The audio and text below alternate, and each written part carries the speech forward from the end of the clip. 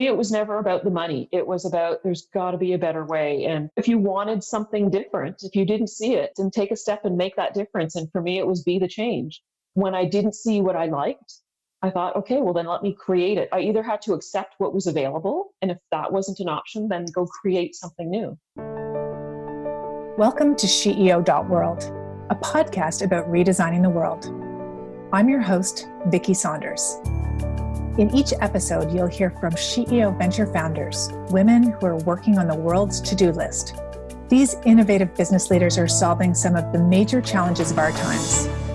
Please sit back and be prepared to be inspired.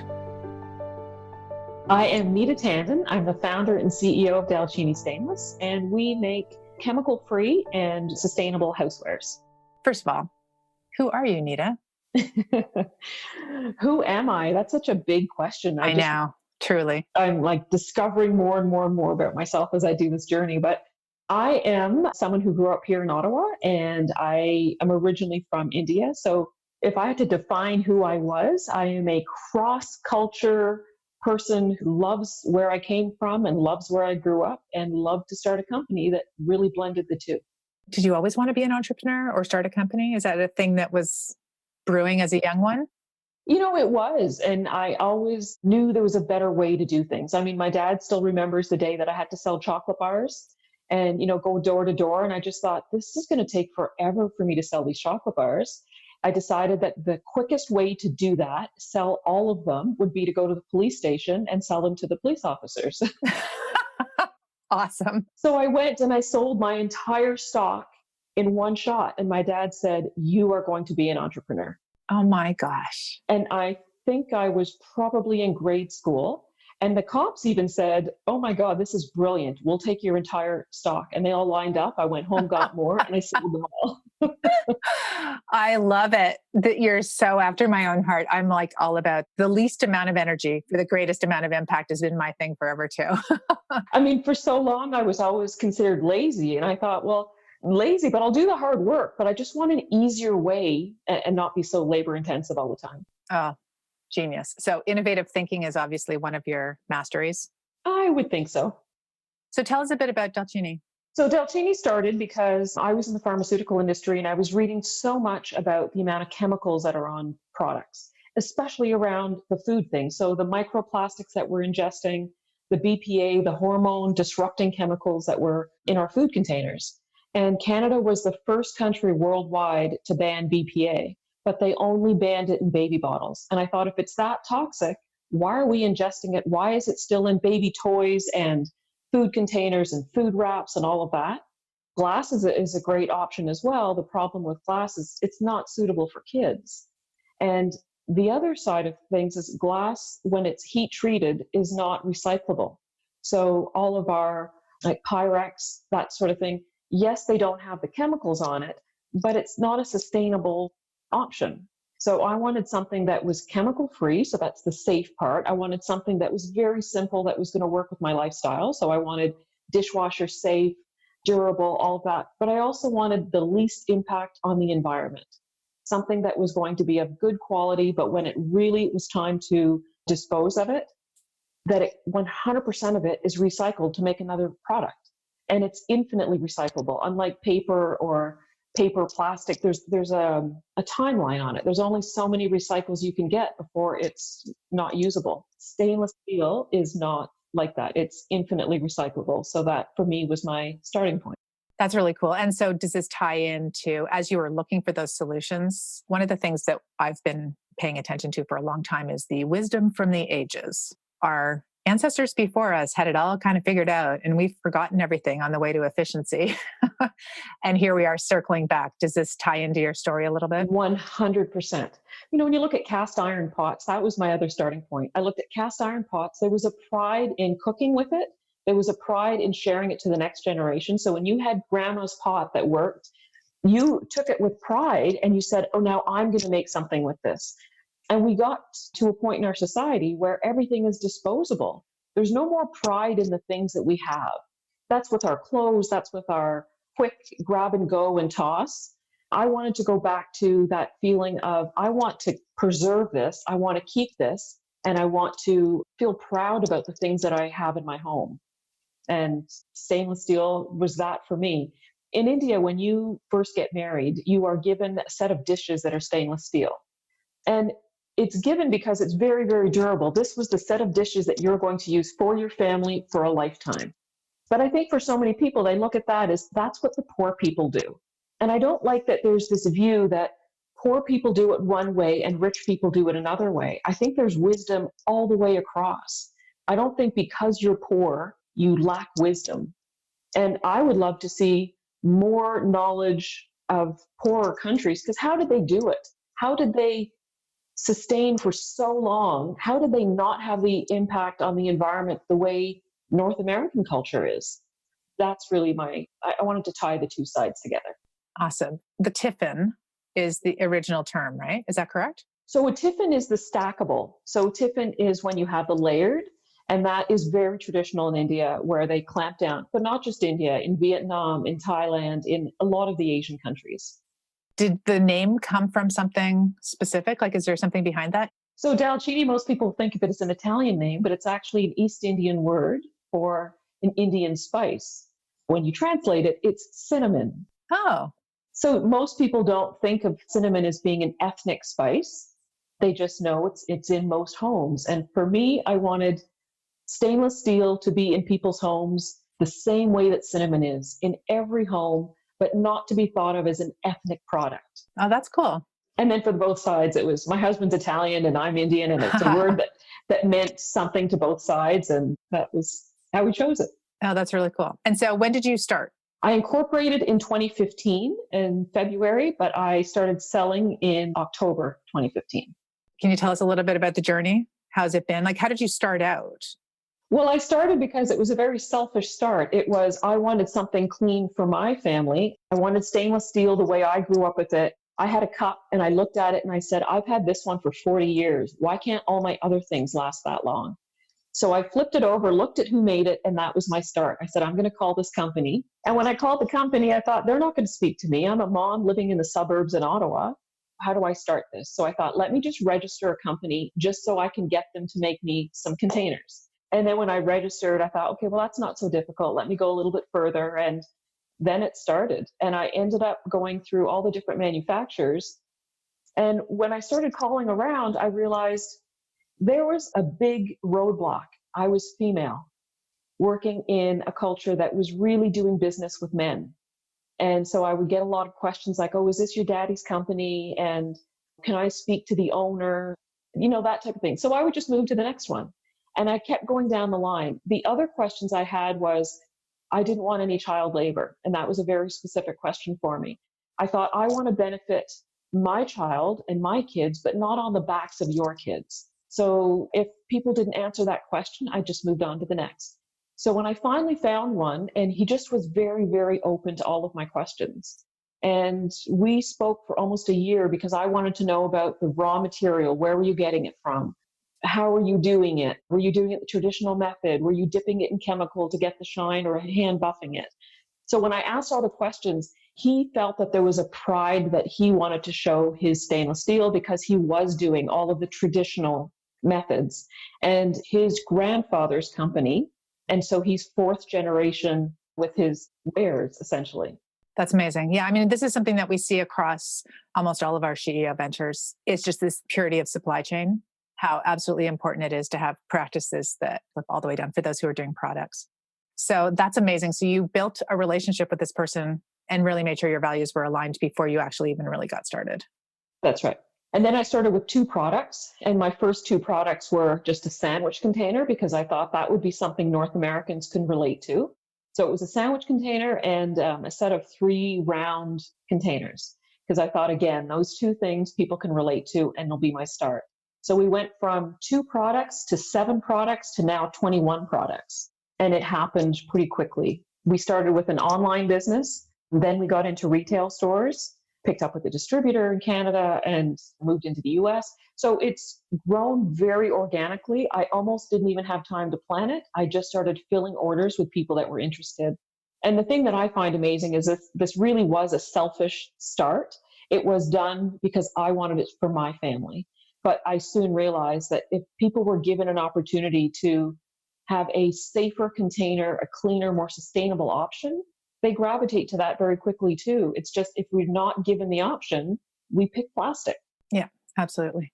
There just must be a sea of people looking for alternatives right now. And I like the background of how you explained how you got to this and where it started with you. I mean, so many of my favorite entrepreneurs had this issue themselves, right? They are deeply connected into whatever the thing is that they're solving. There's some original founder story. It's not like they're looking for some kind of market opportunity to go create money. That's not where most of the good stuff comes from, right?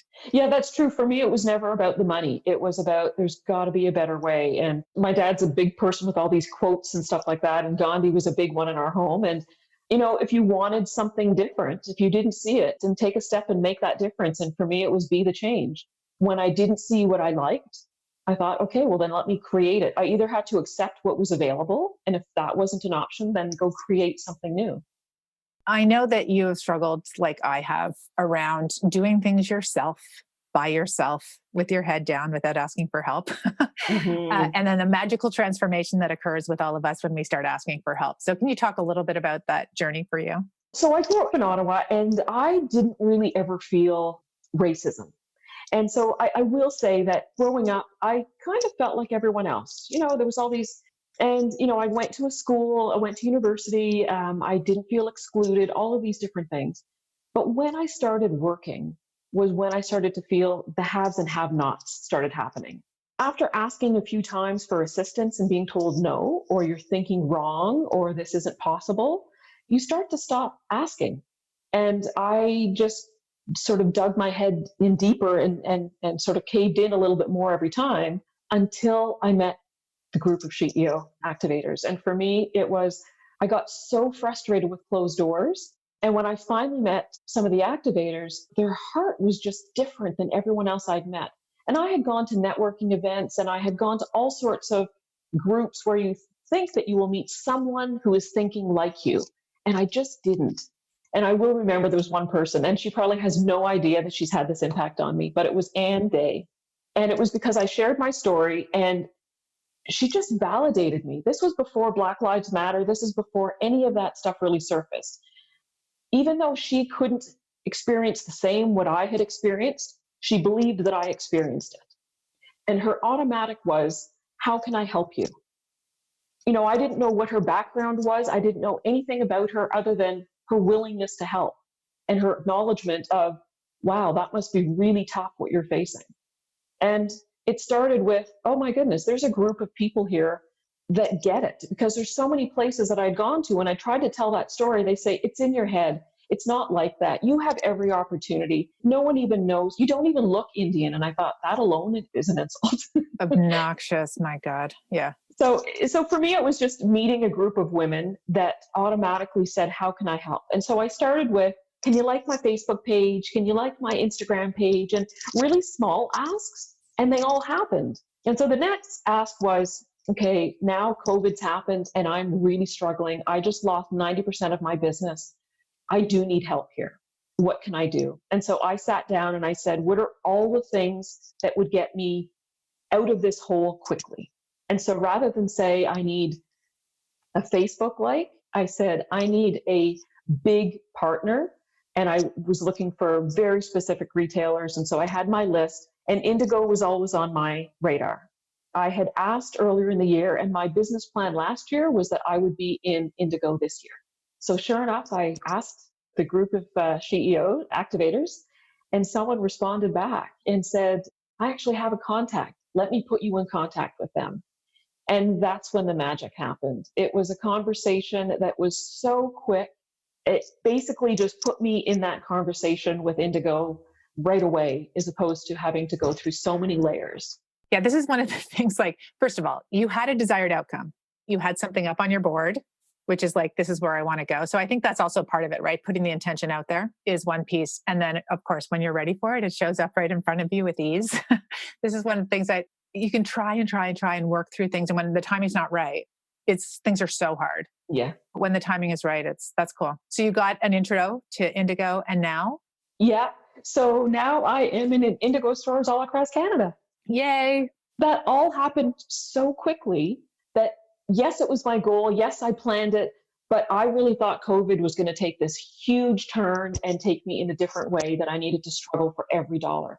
And I'm not going to lie, it's still a struggle because my expenses have gone up, because now I have to have bigger inventories. And right now, supply chain, trying to get my product from India here when COVID rates in India are skyrocketing. So there's a lot of logistical issues that are still happening, but it's a step in the right direction. Amazing. Well, I'm so glad that the community can help with this. If there's one thing I wish I learned a lot earlier, it would have been this kind of like get into a community of find the others. It was very hard to find the others for me because I was always doing such different kinds of things. And then this whole conditioning that we have to do things on our own. Oh, I have to figure that out myself. It's just, what a lie. That we like to just get that all out of our bodies, that it's just so much easier when you're in community. And the other part I found too was that I would ask for help, but I did find that when I asked help from men, they had a very different perspective. And so there's also this ask for help, but know when not to accept it too. It's finding your tribe, but really knowing in your gut when you found your tribe. I found my tribe. Oh yeah. And there's like a values alignment, right? Like that's important too. It can't just be someone has the answer, but it's not on the terms that you want. So this like your own terms thing is really huge. What's next for you? Where are things going? Finding another buyer like that. NK, who's on the list? How can we help? So I'd really like to move into the US, but I do realize the US, has some issues right now. The other is I was looking at packaging, and I have a very simple design. And so now it's getting my packaging done in India, so products are completely ready to come here. I think my next step is finding how to drop ship products from my supplier to the US or worldwide once it's already packaged and ready to go. I had done that once before where I did a drop ship. The only problem was the end user ended up getting all of my cost pricing, and I need the paperwork to remain mine. They just get the product. So I need to figure out the drop shipping model much better before I go worldwide with that. I've also had a lot of requests from Australia and New Zealand to have my product there, and also in Europe. So those countries for me, they already get it. It's a conversation they've already had. I feel like Canada's a little bit, especially Ottawa, is a little bit new to the sustainability conversation. Here, I've got to spend more time with education and then move into the business plan. I feel like in the US, the business plan, they're ready. I just have to figure out logistics to get there. Okay, well, that's next. We're on it. That's really, really good. Final question around the journey that you've been on as you sort of step back. So you already embodied as a young person, like the desire to set your own rules and create your own conditions for this. What's really the biggest challenge that you've faced of activating this? People believing me. When I started the company, first there was this view that I didn't have any business sense. You are a mother, so anything you did previous, they didn't even ask where you came from. They didn't even ask if you've done business before. What year was it now? 1995? I moved down to New York City, and I was on the team to start up the first nursing home for AIDS patients. And that was in Brooklyn, New York. Well, no one asked me about my startup there. No one asked me that, what did I do right before I started this? I was a business consultant. My knowledge of business is up there, but still they wanted me to get all sorts of direction from these males that have done business, but they've just done it so different than I have. So it's this, hear me, listen to me, I have value, has been the toughest part, I think. Yeah, that's so interesting. What proof do you have that you can do this? We're always asked as women to prove versus hiring people or investing based on potential. I ended up going to my bank just because at the very beginning, this was like 2015, I had just incorporated. The first thing I wanted to do was separate all of my business from my personal. And so I just went to my personal bank and I said, yeah, I'd like to start this account and this is what I'm doing. And the business loan person at the bank, she was asking all the questions and she said, so what is your business? I didn't come in with a business plan. She said, tell me about your business. I talked to her like a friend. I told her, she said, well, did you want a cash injection to start your business? I said, oh my gosh, yes. I said, but I probably won't be making product for a little while. She goes, no. She goes, you really know what you want to do. She said, we have a track record of you being with the bank for 20 years. We're happy to give you an investment. And that's how it started. And I thought, this is completely the opposite of whatever I've been told. And I think that was one of my first turning points to say, what I've been told may be wrong. And I think business as a woman is based on relationships. As soon as I had these connections with certain people, business just grew quickly. Even if I look at with Indigo, what's happened there, their contract, I'll say, is about 250 pages. It's huge. And I felt like at first I didn't really have any kind of negotiation power, but I thought, let me start somewhere. I was able to negotiate there because when you build a relationship, you feel like there's going to be a win-win. I know what you're looking for, but I know what I need. And we get to where we need to get. It's not a, you have more power, you're bigger, so your word goes. And business just changed for me with this couple of relationships. It's incredibly critical to do that, though, because it's the power dynamic when it's imbalanced. You're not going to get to the outcome you want unless you say, like, this is what I need, this is what you need. That's amazing. And that banking story is delicious because it's not what we have heard in the past. I absolutely love that. The person to person, obviously that it was about the relationship with the person, right? Yes. She got what you were talking about. She potentially resonated with it. That's amazing. So yay to that banker. Thank you for starting that off. Again, when you're in relationship, almost anything's possible. And I'm very grateful for you for showing us the way with Dalcini, and we're thrilled to support you as a SheEO venture. It's been fantastic. I love being with SheEO, and I'm excited to even tell other people about it because it really is doing business differently. It's a whole new paradigm that I've never seen before. Thank you, Nita, for your time, and good luck with your growth and your increase in what you're doing in the world. Thank you. Thank you for listening to the SheEO.world podcast. If this conversation resonated with you, please share it with a friend and subscribe on your favorite podcast player. If you'd like more information about SheEO, please visit us at SheEO.world. That's SheEO.world.